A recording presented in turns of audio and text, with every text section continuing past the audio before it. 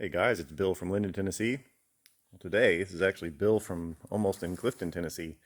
My boss was kind enough to open the shop up for me so I can try and get some sheet metal work done here. Got a brake over there, finger brake, and a big old shear from who knows when that thing was made. It's old. But yeah, so we're at work. Going to do some little sheet metal work. The plan here is to get a panel around there, one around the backside there, and even one in the front. And that would be cool if I could get all that done before it gets too dark. And in case anybody was wondering, what does Bill do when he's not making really cool four-wheel drive tractors? I make weird stuff like this. So RJE is the name of the company that I work in. You can look it up on internet. And we make machinery for the corrugated industry. So you would notice cardboard. So this particular thing, like if you've ever seen inside of a box that you might put wine in or something, it's got several pieces of cardboard in there, and then they got little notches that all slide together and make little squares. Well, that's what this thing does. This makes the notches in there. So solid pieces of paper go in there, and notches get placed where they're supposed to be, and then it gets spit out, goes up a big conveyor, goes into this thing, and this part here will go underneath there, and all the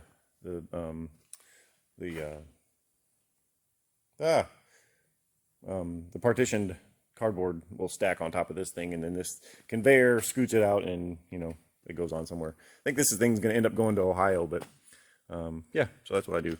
And then over here, a dude I work with, he's called Hopper. He makes stuff similar to what I'm making, but sort of on a bigger scale. He's been doing this for a while. He's a pretty good dude. And then over here, a guy called Camden. He makes big machines. So anyway, that's what we're doing today. A little shop tour, and we'll see how we go. I'll talk to you later. Okay, I kind of lost track of time.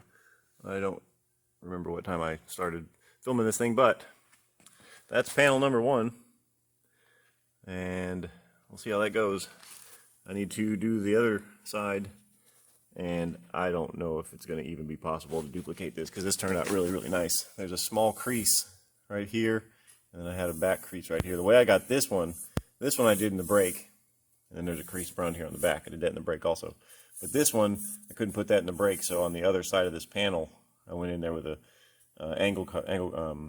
cutoff wheel and relieved about half of the thickness of this 16 gauge, and then just bent it backwards like that. Just bend it by hand. But because I relieved it, it made a nice crisp bend. So let's see if we can do the other side. All right. Well, okay.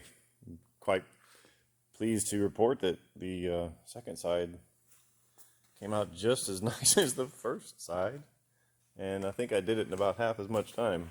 So yeah, okay. Yeah, okay. So now what I'm going to do is this front panel here. This is going to be considerably easier.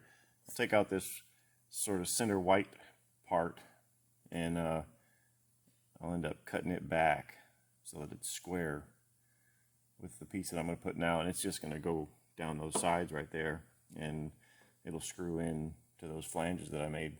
And I'll probably put some 1/8 inch sheet metal backing on those flanges, because I'll just tap straight into the sheet metal there, and that'll be that.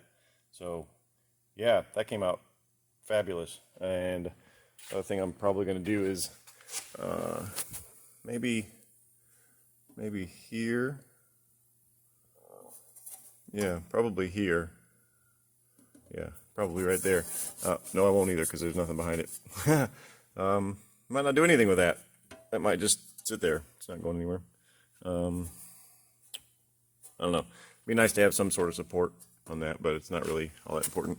And then on this front panel, there's 2 holes that originally bolted this console down. So I want to reuse those 2. So I'll put a piece of 1/8 inch sheet metal across the top there, and somehow integrate that piece to the piece that I put right here. I don't have any idea how I'm going to do that. We'll see. All right. Alrighty. Now, I said that was going to be a real easy panel. That's not going to take very long at all. Gee, that was kind of a pain in the butt. Mostly because, so the way that I ended up doing this, I ended up getting a 2.5 inch piece long, or 2.5 inch wide, 1/8 inch thick piece of sheet metal. And so that goes all the way across there. And then I had to bend it a little bit. Now I don't have a way of bending 1/8 inch, so again I did the little mark a line where you want and then go down it with the cutoff wheel, you know, till there's about a 1/16 of an inch of the material left, and then pull that, and then that'll get then that got my angle that I needed, and then it worked out that that wasn't exactly a 1/4 of an inch to where this plate goes, so that's nice. So I got a 1/4 inch piece of stock, went across the top of that 1/8 inch piece, welded it on there, and then that's that. Now the piece it goes out to over here, so since these side panels have lips on them, I can't get that piece out, so I had to take this panel off, do something on that one, put it back in there, put this one back on. A lot. So this side panel came off about 27 times. But there you go, and now that console is very, very solid, and it's level. It wasn't actually, it was tilted, the right side was tilted up a little bit, but now it is level. And after all of this, I got one hole wrong. Dang it. And I find that really annoying. But what I'm going to end up doing is I will just fill in that hole. Oh, there's my finger, by the way, the one I hit in the wood chipper. I'll fill in that hole on this panel where it's threaded, and then redo it where it is on this front panel here. I may end up going back behind. At the moment, I don't have any reinforcement. I've just got these little 1032 screws screwed straight into a 16 gauge, and that's probably not enough thread, but it's getting kind of late, and I want to get out of here. So, but that is that. I got those 3 panels done. I'm not sure what I'm going to do about this bottom. I don't think I'm going to reuse the Cub Cadet part. I may end up just remaking this, but make it flat instead of angling up like that. Or I could cut this, trim this so that this one just sort of drops in there, and then fill in that hole.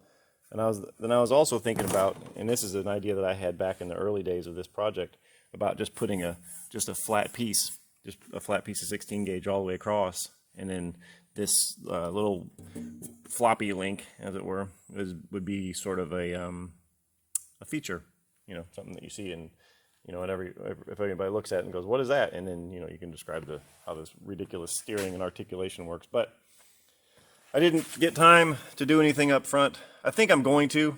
I think it would look really nice if I did, and the way that I think that I would do that is I would probably get a piece that's, you know, I don't know. I have no idea, actually. But I never do until I start. But anyway, that is it for today. I got a lot of work done, and I'm very thankful to work for letting me come in here. Thank you, Rolf. And all right, that's it. We'll see you next time.